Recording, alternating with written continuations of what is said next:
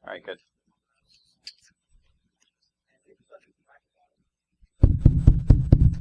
Is that good? All right. All right, you ready? Oh yeah, I'll just stand on this side, so I'll try to shout as much as possible. So, again, my name's Seth Geftig on the RSA Security Analytics team. This is Will Gragido. How you doing? So we're going to talk about how Will built the research team, working with those support groups in the organization, talking about our approval process. So we work at RSA. RSA is owned by EMC, so we work in pretty standard corporate culture, whereas everything we have to do. Later.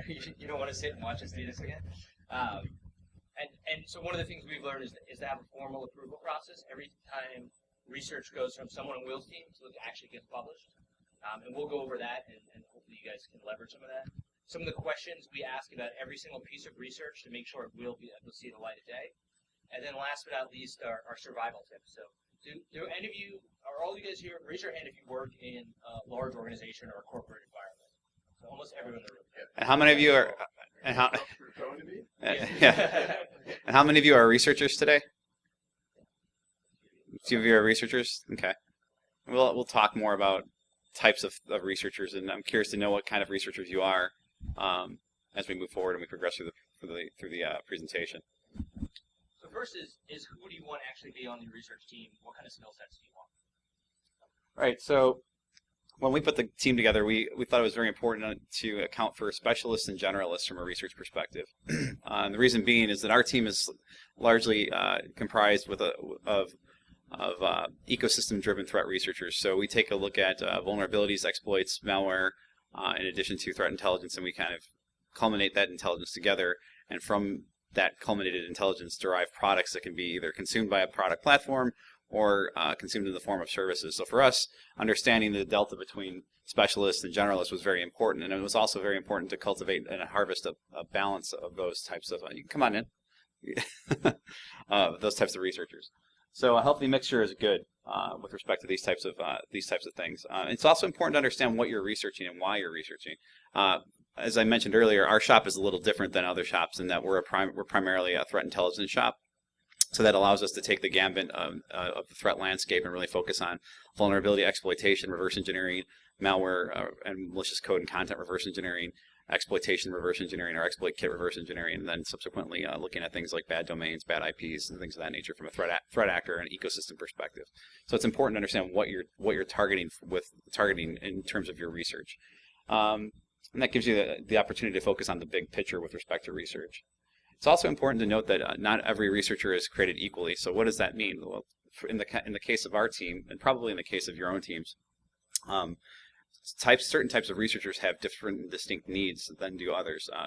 Vulnerability researchers have a unique set of tools and circumstances and environmental needs than do malware reverse engineers, as opposed to threat engineers or threat analysts. So it's important to understand those contextually relevant differences and the deltas that exist between those specific researchers within the context of your own research environment. I think it's also important in your mix of teams, not just find people who have different technical skill sets, but different skill sets to position your team as well. Do you have enough people on your team who actually are good writers that can write research papers? Do you have enough people who can speak in public?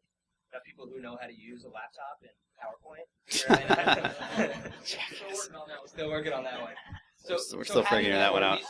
Having that, or at least if you have deficiencies there, find other people in your organization, like the marketing team, who might be able to hire a writer for you or help you with presentation skills, is almost as important as the research you're doing yourself. Yeah, it's also important to understand the role that the researcher plays with respect to the organizational boundaries and the charter and the mission statement that's set up with respect to the team itself. For the guys who are on research teams today in the audience, do you have mission statements and charters that kind of govern what you do and how you do it within your organizations? No, it's just kind of the Wild West with respect to research? Yeah. Threat analysis? Yeah. So same principle. Yeah, right. So it's important, I think, to understand what those boundaries are and the way in which the researchers play into those organizational boundaries and the guidelines, so that we can avoid the rogue research motif. And rogue researchers can be challenging, and they can be problematic if they're encountered on an all too frequent basis. You have to be on the lookout for the rogue researcher. Many times rogue researchers or researchers will go rogue if they feel passionately or they have a strong conviction about what they're doing, and it's something that's diametrically opposed to the charter and mission statement of the team itself. We've had that experience ourselves. We had a case that popped up probably about 4 months ago where we found a pretty prevalent vulnerability that impacted hundreds of thousands of machines on the Korean Peninsula. Just leave it at that. And we went public with that particular vulnerability and that exploitation find, only to find out later on that after we had been greenlit by the party who gave us the information to go ahead and go public with it after we conducted our research on it, that the information itself had been harvested from a customer who never gave permission to the third party who provided it to us. So we had a researcher kind of go rogue with respect to that, and it was a little bit of a problem, but we worked through it, and it was a challenge.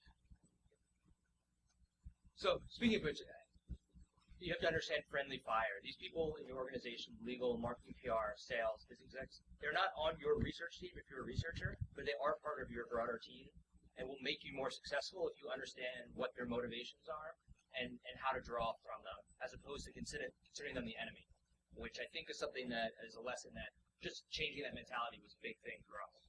Yeah. The first one, the elephant in every room is the legal team. The bigger your company, the more conservative you are, the more you're going to hear no from your legal team, and the more you're not going to be friends with those guys. You don't want to go drinking with your lawyers, because generally they're not helping until you need them. Well, Swami may. I don't want to go drinking. It's a good habit. Yeah. Drinking with anyone, really, right? So what do they care about? I mean, so yeah, with regards to research and research organizations within larger organizations, lawyers take a pretty conservative tact. It's, at least from my experience, they take a pretty conservative tact. They want to understand what the work you're doing or your team is doing.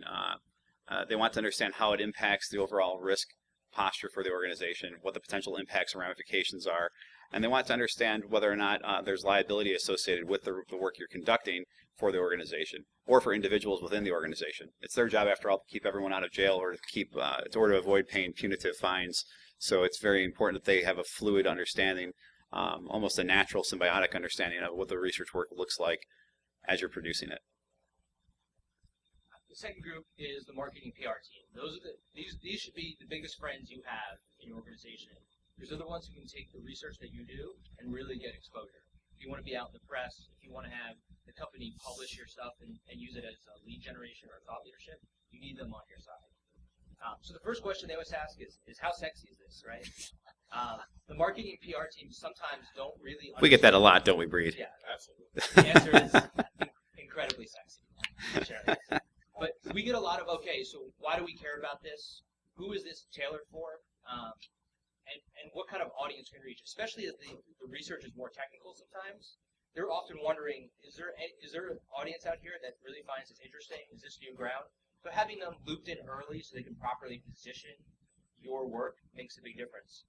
We had a good example where someone on Will's team spent a lot of time doing really fantastic but very academic research on malware, right? We showed that research at Black Hat, and for an audience like this, or Black Hat audience, if people were nodding their heads, they really liked it. But when the PR team found out about it, they were really amped for this for months. When they actually found out what the research was, they canceled all the press events, and they canceled all the work that they were planning around it. Why? Because to them, it wasn't sexy. It wasn't something that the Wall Street Journal was going to pick up. So to them, they didn't see the value in it. If we had properly positioned that research up front, they could have been setting it up the right way and gotten a lot more exposure than they did.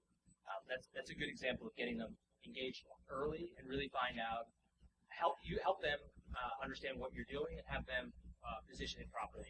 Yeah, sometimes it really helps to focus on the lowest common denominator with those folks within the organization, because they're not meant to be security experts, they're not meant to be research experts, and helping them understand why something is really powerful. In that particular case, the research we had conducted focused on almost 2,500 unique samples of malware, and that represented about 60 different families of rootkits and Trojans associated with known cyber espionage attacks. They were verified, qualified, and we had the quantitative information to back up the findings. So that particular paper focused on the blueprint associated with these types of attacks, and with those, and triangulated how those particular examples of malware worked in conjunction to actually help the threat actor successfully exfiltrate data from their targets. If they understood what that meant, and if we had done a little bit better job, I think, at being able to articulate that and bring it down to the lowest common denominator, we probably would have gotten more coverage. The next group is sales, right? And you work at a company like RSA, we're a sales-driven organization. So the revenue you bring in. You guys want that slide when we're done? Yeah, we took that picture of the front row and then we just put it out there. Are we on? See no evil, speak no evil, hear no evil. You're the chips. Yeah. Yeah, so it's really important, and I've seen this throughout my career, as have some of the other folks that I know specifically in the audience, and having worked with other research organizations, that it's very important for salespeople, who are ultimately speaking the representative face of the organization when they're talking to customers and consumers of your products or services, to be able to go out and confidently represent the research that's being produced and consumed by the product. So it's important for them to be able to understand and communicate why someone should buy from us rather than the competition. And it's important for us to be able to articulate that value proposition to the sales teams, helping them connect the dots, so to speak. It's important to help the sales teams look like thought leaders. So the more work we do, and from a research perspective, like that paper that Seth and I mentioned a moment ago, the better off we'll be perceived as being thought leaders in the field, and the more intelligent the sales team will look for having brought in these smart guys in their research. Last but not least, it's wanting to make, or the desire to make the sales teams look good in all circumstances. The forward-facing element of the organization, kind of the tip of the spear if you think of things militarily. So you want to be able to show a solid, strong presence when they go into the field, and have them armed and ready to go and ready to combat their competition in an intelligent manner. And last but not least, and probably most important, is not messing up the deal. So we had a situation where Will's team found a vulnerability from a software company. Large software company that may or may not produce mobile devices that start with an I. So there probably would have been no big deal for us to put that report out there. I mean, these types of vulnerabilities we get written about all the time. But a sales rep had a deal working with them at the particular time, or a deal on the table, and it was basically said, there's no way you're writing anything about these, even if it's a 1 in a million chance it messes my deal up. Like, my deal is worth a lot of money, and your blog post really isn't that important. And it took some pride to swallow to say, fine, we'll pull it. And then someone else beat you guys to the punch and wrote it anyway. Yeah, it was a 0-day discovery too, so it was pretty badass. So in terms of research content, it was a 0-day vulnerability that would have impacted hundreds of thousands, if not millions, of devices.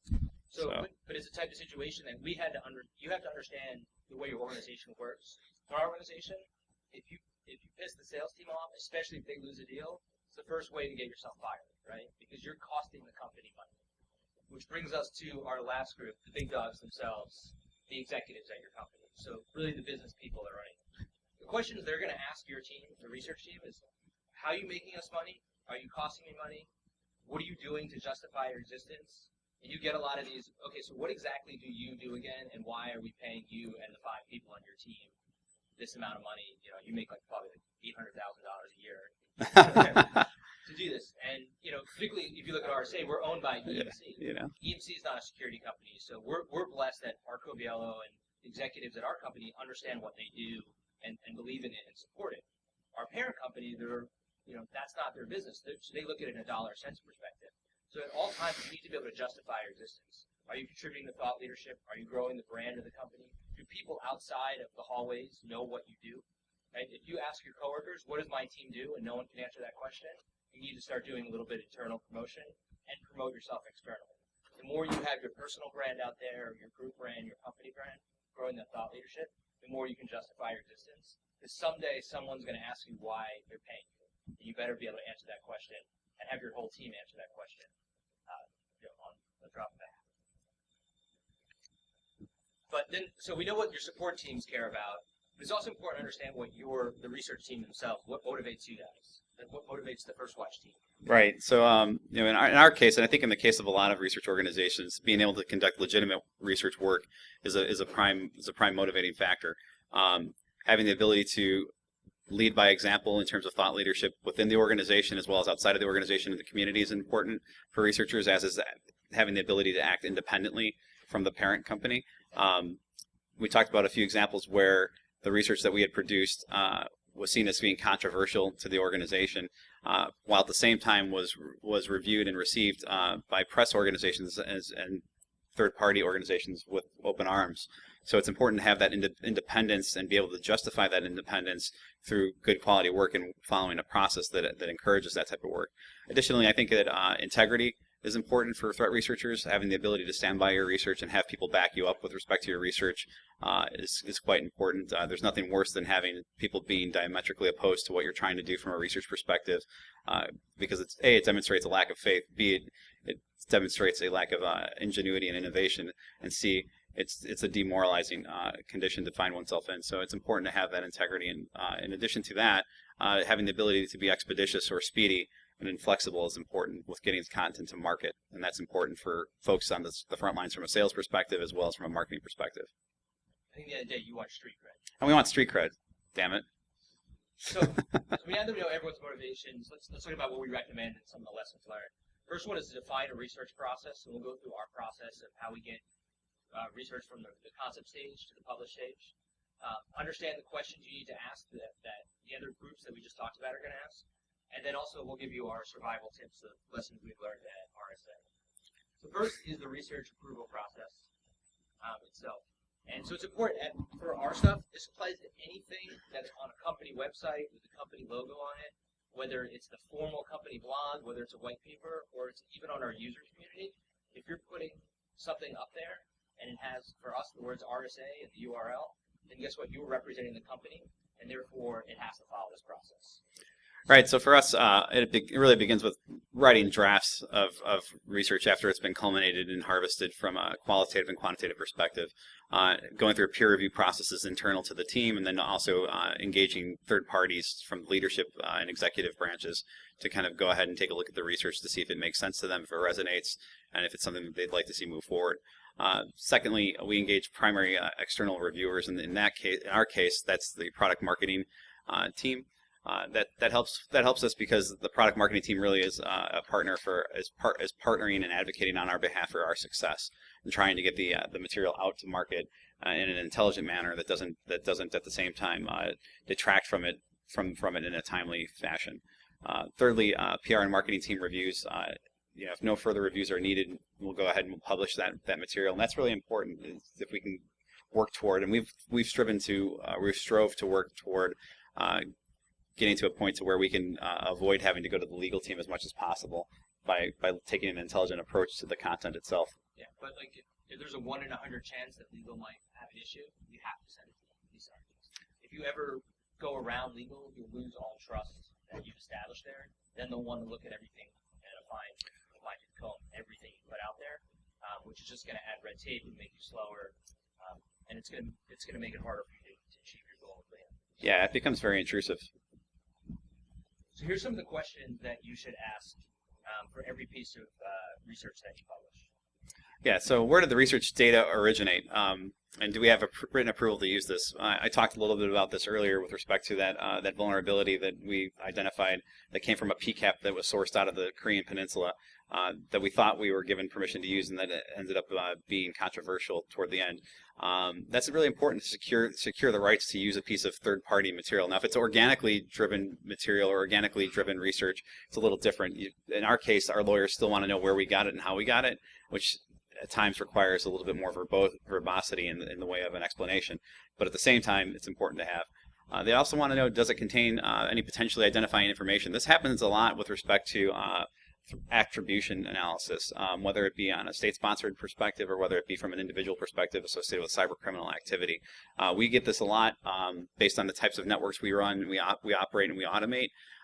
Many times it happens with respect to fraud activity, and people want to understand whether or not we've actually found anything, or we plan on pursuing any type of productization or publishing of anything that includes personally identifiable information.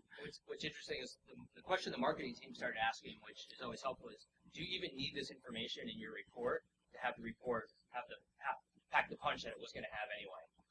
And often they're right. Like we're getting into details because we want to be as thorough as we can in the research, but it may not actually be necessary in order to get something out the door and out the door quickly. So next we've got, has the attack victim been notified? We get this a lot, especially with fraud activity, or also with state-sponsored exploitation activity. We do a lot of notification work. Have we involved law enforcement? This is important. We have a process written for that, especially with respect to things like child pornography when that manifests within certain research networks and environments. It's important to have legal contacts with the FBI and with the Secret Service to be able to handle those types of things. Does the discovery contain information relevant to a specific group or nation state? In our case, our parent organization takes a very conservative approach with respect to attribution, and nation states that begin with a C are oftentimes looked upon with a furrowed brow and a heavy heart when it comes to our being able to publish information related to them. Try not to use the C word. Try not to use the C word. Yeah. Right. Right. It's those damn Canadians. So we've got to get to the next one here. So survival last tips. but not least, here's our tips for survival as a research team, particularly in a large corporation. The biggest takeaway, I would say, is have a written process. Make sure all those support groups are on board. That way, if you do have a rogue researcher, you have someone who's out there who's a very independent spirit, if you will, at least when they're breaking the rules, you can point to, you know that you broke the rules. This wasn't what you're supposed to do. And if it's written, everyone agrees upon it, it really covers your personal liability as well. Yeah. Understanding the motivation of your peers, it's really important to understand what's motivating your peers from a partnership perspective, because they're trying to make your job easier, not harder. Additionally, it's important to seek out executive sponsors. I think personally our experience has been a lot more rewarding since we've been able to gain a significant amount of momentum and support from executives. Yeah, and last is you have to justify your experience. What are you doing that's making the company money and not just opening up to liability? Why are you guys doing this research? How are you contributing to the overall brand? One day someone will ask you why they're paying you money. You should be able to answer that question pretty easily. Which comes to the last tip, which is self-promote. Have people internally know what you do, who you are, and promote externally, whether that be your personal brand, whether that be your research group brand. Getting that information out there will help you become stickier in your organization and more helpful to the overall. And with that, we'll self-promote ourselves here and give you our own personal information. You can see us on Twitter.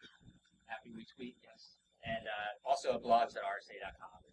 You want to read some of the reports that Will's team's put together. I think we're running long, so I think we're going to do questions, but we'll stick around and be happy to chat with anyone after.